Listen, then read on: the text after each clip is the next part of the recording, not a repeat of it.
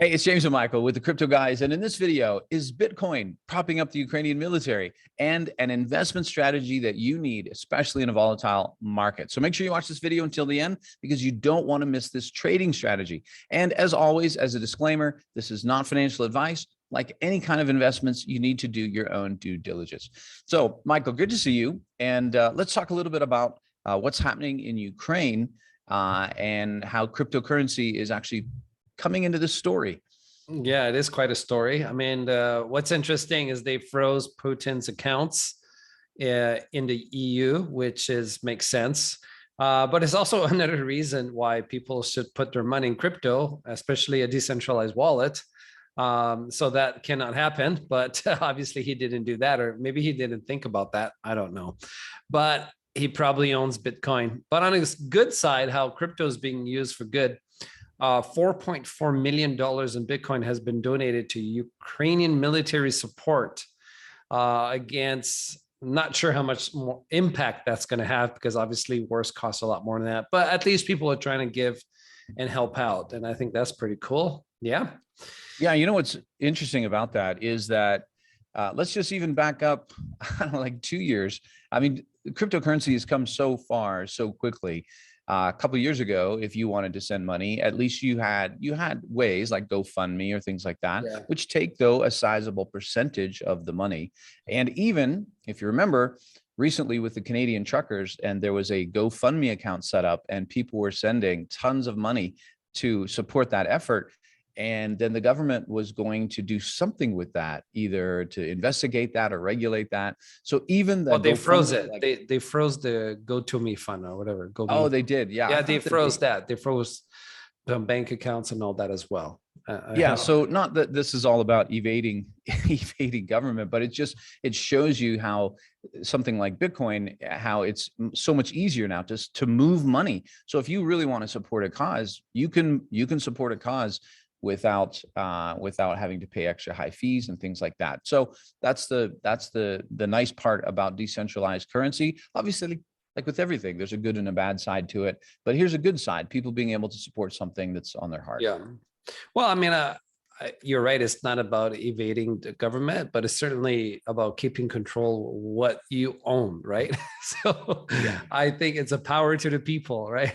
That is allow us to have a decentralized wallet where no government. And I think there was this story, which is really like funny, is that they were telling this crypto company in Canada to freeze the account. And it was a decentralized wallet. And apparently the government didn't understand. And they replied back, they said, listen, you don't understand, like that's decentralized wallet. You just can't freeze that. It's impossible. It doesn't work that way. And the whole crypto community has been talking about this story, which is great, right? And it is what it is, right? Like that's what people want. They don't want the government to freeze their bank accounts or take their money from them. That's what they want. And, there are a lot of stories like this. There was a guy who did something criminally. I don't know what the backstory was, but he was sent to jail, and they said, give me the password for the decentralized wallet. And he said, no, he just kept it. So without that password, they cannot access, I think it was, $20 million of crypto or whatever it was. They just can't get it from him. So even when you're processed criminally, right, the government cannot get your password unless you willingly give it to them. So this is the new world, right? People have to understand. Now, of course, that's not a good idea to break the law, but it makes the point. True. Don't do it. Yeah. Don't do anything illegal. Yeah, don't do anything. And if you're going to do it, well, maybe having a crypto wallet would be good. But then again, the good point about that is that they can actually track. There's a lot of hackers now who are, they're stealing money, but they can't spend it. Why? Because you can't send it to an exchange, because they can track every transaction you do in your wallet, right? So it's the new world, right? And so it's gonna affect a lot of people, and but it's better than having it in a bank, and that's what I've been saying to people for a long time now. So anyway, let's jump into the charts. Yeah, we're going to talk a bit about an investment strategy, which we said that we would talk about DCA, and so we want to talk about that. Should we go to that now or after? Well, no, let's first go to what's going on in Bitcoin. Well, there's not much going on actually. So this is where we are now, right? Yesterday we broke through, we went like this, right? And then we got rejected off the resistance, back down and then back up again, right?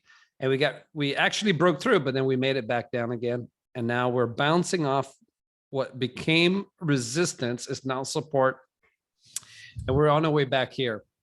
And so the question is, well, are we going to break through, right? To go to the next sell level, right? And I think Sunday, tomorrow, if we're going to pump, usually Sundays are good days. So there's a good possibility tomorrow that we go to that level. And that would be the level that I will sell at. And then I wouldn't say hopefully. For me, I would say hopefully. I want to, and then we get like rejected, most likely, and we go back down, right, to either where we were before or lower low, right? That's kind of what I've been talking about. And that's kind of the same thing here with this chart was the W pattern, if you remember. So that, yeah, we basically made a W like this, right? And this is the line that we're going to be facing. If we break that, we still have to break through the bull market support band. And that's not going to be easy to break out, which is why I have my sales target there. I wouldn't sell everything, but I would definitely DC. I want to DCA in back into the market. So let's talk about that.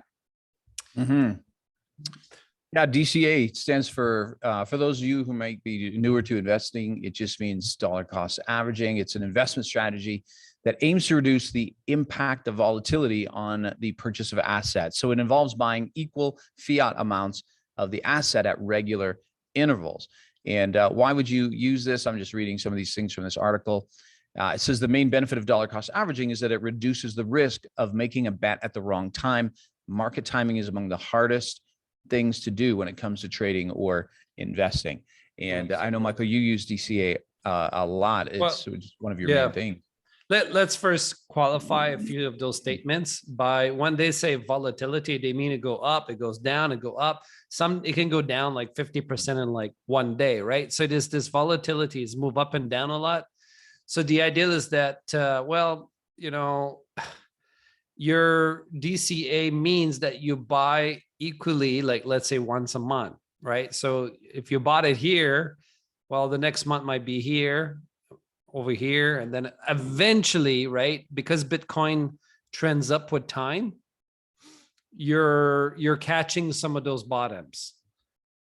Okay, now I don't do it like that. When I mean DCA and I follow what I mean by that is because I'm more of a trader, I have buy like levels, so I'm DCA into those buy levels. Yeah.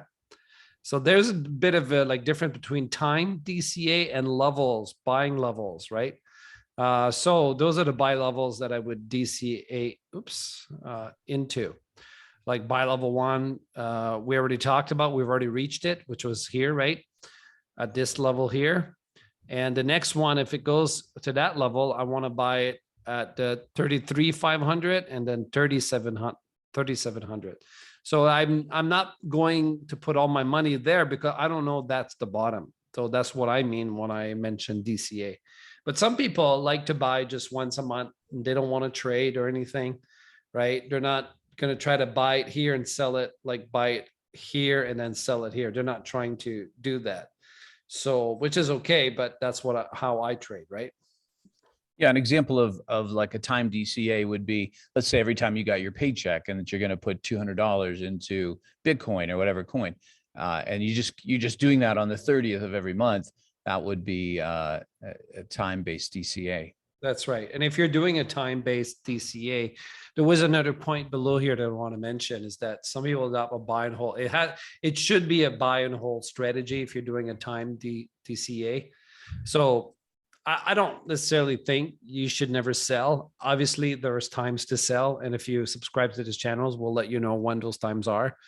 But some people are hodlers, which means they will never sell. So there's DCA, keep buying, they like never sell. This is all on the assumption Bitcoin will eventually be 500,000 to $1 million per coin, right? Which makes sense because it's only 40,000 now. So it's only going to go up with time. This is why Warren Buffett buys it. right? Because he also believes that. I also believe that. I absolutely believe Bitcoin will be 1 million. I don't know if we're going to achieve that by 2030, but that's where we're going. Excellent. Excellent. All right. Well, that's all we are going to talk about today. But for those of you who are in crypto trading, keep in the markets and keep using strategy. And that's what we try to provide you with this channel, and especially with Michael's analysis, which is amazing. So anyways, on that note, Michael, you got anything last words to say? Subscribe to the channel. We'll see you tomorrow. Bye for now. Fantastic. See everyone.